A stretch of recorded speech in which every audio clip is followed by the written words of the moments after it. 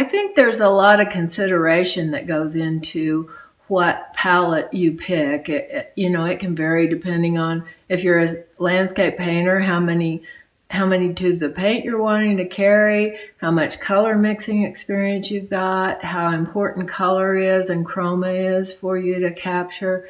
But in terms of what I'm trying to go for in my work and what I'm trying to teach in the course, I think I would make different choices from some of the limited palettes that I see people trying to use. And so I'm going to make some suggestions as to what I would try if I wanted to cut down on the number of colors I'm using. My normal palette is about 20 colors, and I go over that in the course. And I feel like I have some pretty compelling reasons for each one of those choices. Sometimes it's a matter of permanence. Sometimes I can't get anything that chromatic using a mixture of two other colors. Other times maybe I can't get something as transparent or opaque as I could get by using some of the colors I've got there. A few of them are convenience colors. I just happen to like them and use them a lot, and it's much easier for me to have it already mixed than to try to get that mixture just the way I want it. But in the course, if you go to the Tucson Art Academy online course and the website, and you look at my course description, there's a suggested supply list there. And this is the basic palette that I have listed. These are all the colors, and it's a pretty standard palette. I think a lot of basic palettes would be very similar to this. The one exception would be the Indian yellow, which is taking the place of yellow ochre on this palette. And this is kind of a basic all-purpose thing that you could use for any subject matter, really. But it's still, you've got like 10 colors here. So that's quite a bit to deal with. And I know some people have been overwhelmed by the number of colors I'm using. Others live in countries where they're having trouble finding all these colors. So it's never my intention as a teacher to try to talk everyone into doing the same thing I'm doing. The reason I describe all these colors or I show my palette is more because people are wanting to know what it is I'm doing. And so I'm trying to tell them what it is I'm doing. But my intention as a teacher is to give you the knowledge to make your own choices. And if you're painting more neutral objects, such as Emil Carlson did, or you're mostly going to do figurative paintings, you would definitely want to choose different colors from the ones that I'm picking. But for the most part, I'm wanting to preserve a range of chroma and transparency in order to get some of the effects that I'm getting. So if I wanted to cut my palette down even more than this, what I think I would choose is these colors, and I think I've narrowed it down to 5 here. And what I like about this group is that you still have a lot of the chroma that I'm working with, and you are able to create some of the same transparency. This would give you a lot of experience in mixing neutrals, and you would be, of course, using you would be using triads, a yellow, a red, and a blue to neutralize everything. But with this palette, you still have the warm yellow transparent of Indian yellow.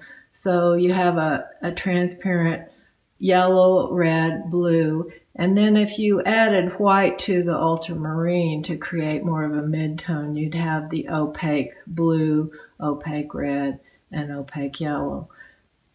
In this palette, I've eliminated the cad yellow pale or cadmium yellow medium. That's because these two colors together, the cadmium lemon and Indian yellow, will make a nice chromatic middle yellow, slightly more reddish. But if you try to take the cadmium yellow pale and make it slightly cooler, take some of the red out, you'll lose chroma. You'll lose more chroma doing that. And by the same token, the reds, I stuck with the cadmium scarlet, which would be cadmium red light in a lot of brands. All of these colors are going to vary depending on the brand you're picking. But this is Winsor Newton cadmium scarlet. And by mixing it with alizarin or permanent alizarin, you'll get a very nice chromatic middle red color. But if you take this same cadmium red medium or cadmium red dark and you try to warm it up and make an orange using cadmium lemon, you will get a much more neutral color than you'll get using these two. So this just preserves more of the range.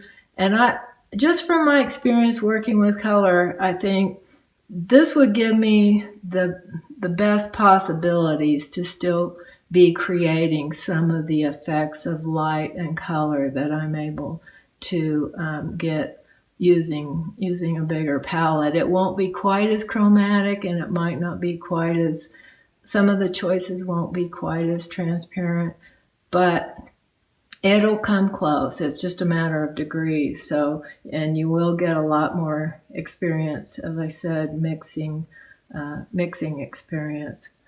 One of the things I wanted to point out about the yellow ochre is the reason I don't have that on my palette. It's just not a color I'm real crazy about, for starters, but it tends to be a very standard color on palettes.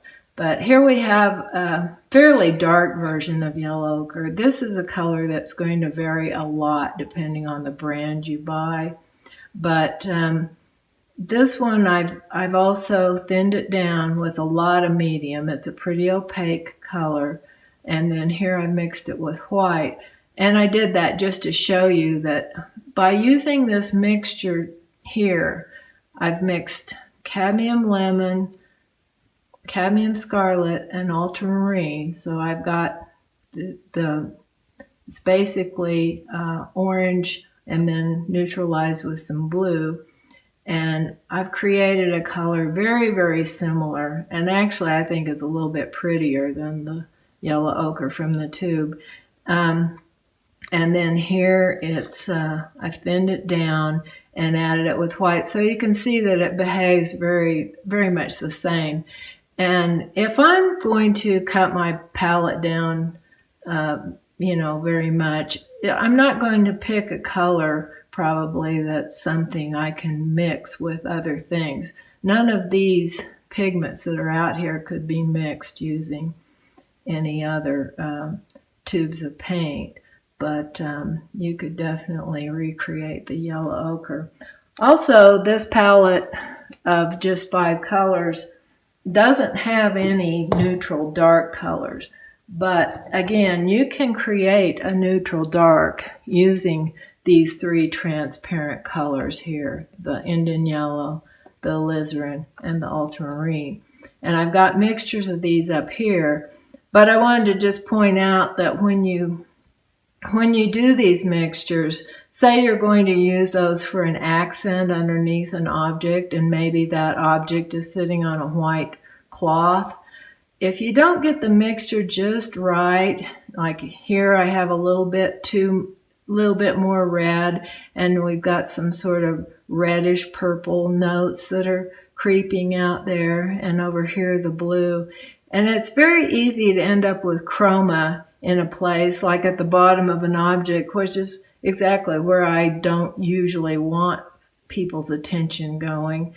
And those little halos of color can create some problems in terms of depth. So compared to the sepia, which is just pretty neutral. So the point I'm trying to make is if you do use this limited palette, you're going to need to be pretty careful when you're mixing these neutral darks to get the mixture just right. And, it may not, these all look pretty much the same until they're up against white. So you just have to, really, really be careful getting that mixture as neutral as you can. My name is Laura Robb, and I've been a professional artist for over 40 years.